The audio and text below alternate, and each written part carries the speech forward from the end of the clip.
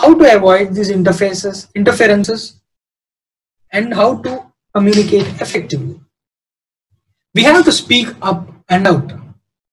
And also speaking slowly and deliberately helps others to understand our message clearly, and using language that the receiver understands, which is basically the most important thing in a communication. Do not talk over the receiver's head. We should not talk over the receiver's head. And also we should ensure that we have the attention of the receiver. And also we have to plan the message in a logical order where the receiver can interpret each and every message of ours delivered to them, and only transmitting the messages in suitable surroundings where there is no or little competition from the other external sources. Now, coming to the vital elements of effective communication. The vital things include KISS, which is keep it short and simple. Whatever the message we wanted to deliver should be crisp and understandable and in brief. And also the messages which we want to deliver should be factually accurate. And also the language should be appropriate, and it should match with the vernacular or the language, in most cases, with the receiver. And positive and focused on solutions rather than listing out problems. We should be like focusing on the solutions rather than listing out the problems, which helps us in communicating effectively. And also using the right medium in reaching out the different stakeholders. And we have to look that the message which we deliver should be relevant to the concerns of our audience or the targeted audience. And picking up the right person or stakeholder to send out the message. This could be the interpreters, which helps us in making our message out to the right people and the stakeholders. Like we can also take the example of translators. So if we want to reach out a particular group of people and we don't speak that language, and we need the use of a translator, and that translator should be the right person or stakeholder to send out our message in their language through the translator.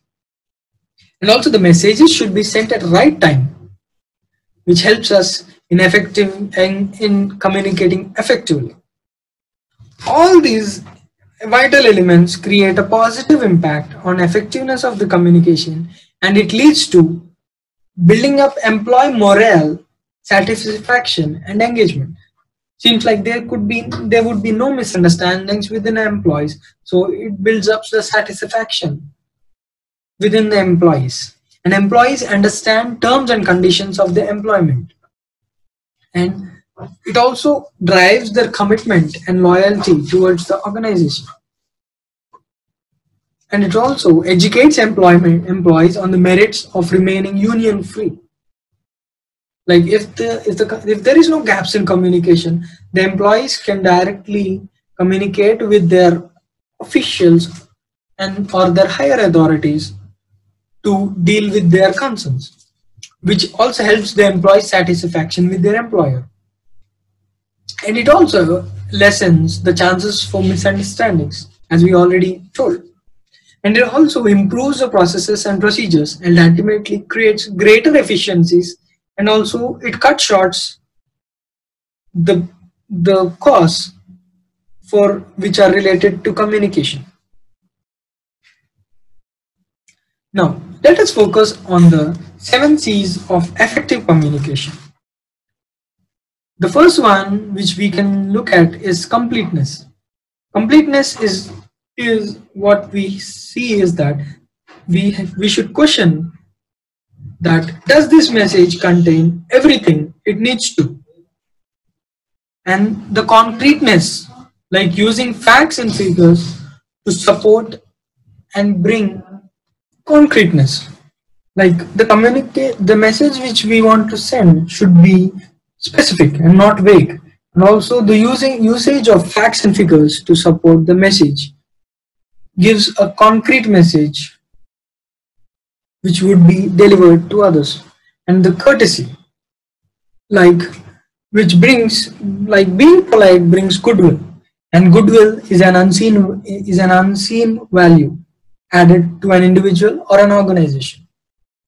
Next comes the correctness, like we have to try to avoid the typing mistakes and using the correct facts and figures, and also using the right level of language.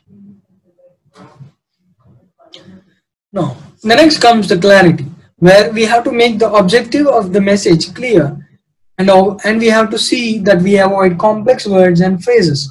And consideration, we have to consider the receiver's opinion or the targeted audience opinion, and their opinions should be taken care by the sender. And also the next comes the conciseness, where we should be keeping the message, keeping it clear to the point, and also we should avoid the filler words and sentences. So all these 7 C's, once taken care, can help us in delivering an effective communication. Now, next comes the challenges in communication. So the different challenges in communication include, now we have seen the different aspects in communication, where how it is transmitted and what are the process of communication, what are the different modes used to communicate, and what are the types of communication. Now let's go through the challenges in communication. The challenges in communication include lack of plan, and not understanding the audience and their communication needs. We should take care whom we are addressing and who are our targeted audience. So we should make the communication clear to them. And a confused or unclear purpose of the communication, or